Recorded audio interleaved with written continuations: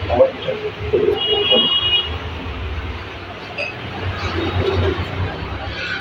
आपल्या मनसे कार्यालयामध्ये या ताई आपल्या खेतवाडीतल्या रहिवासी आहेत.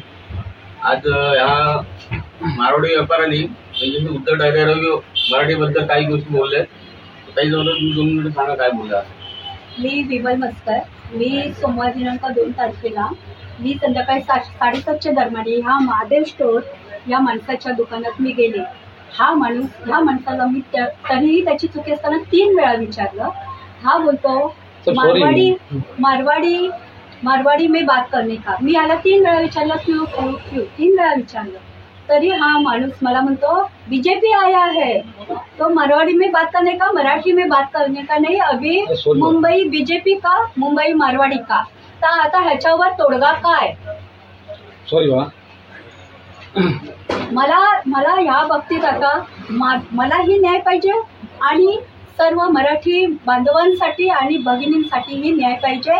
आणि आम्हाला आता ह्या आमच्या महाराष्ट्रात आम्हाला हक्क पाहिजे. आणि मी ही कंप्लेंट घेऊन लोढा साहेबांकडे गेले होते. तर लोढा साहेबांनी मला उद्धटपणे उत्तर दिलं की हे हमारे में झगडा लगाने का काम कर रहे हैं. तर आता मी ह्यांना उत्तर काय द्यायचं.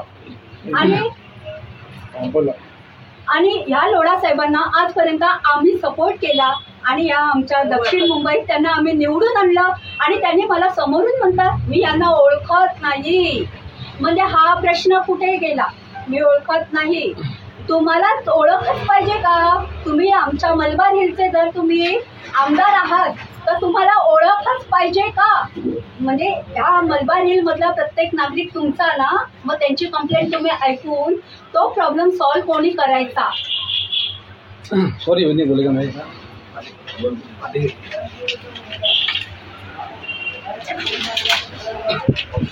क्या होगा कोई सामान लेना मेरे पास सामान लेना है.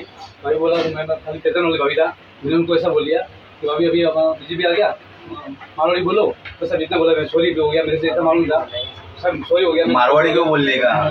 सर मराठी में बोलेंगे ना. बोला मैं जिंदगी में ऐसा नहीं बोलूंगा भाई. माफ करो साहब मेरे को.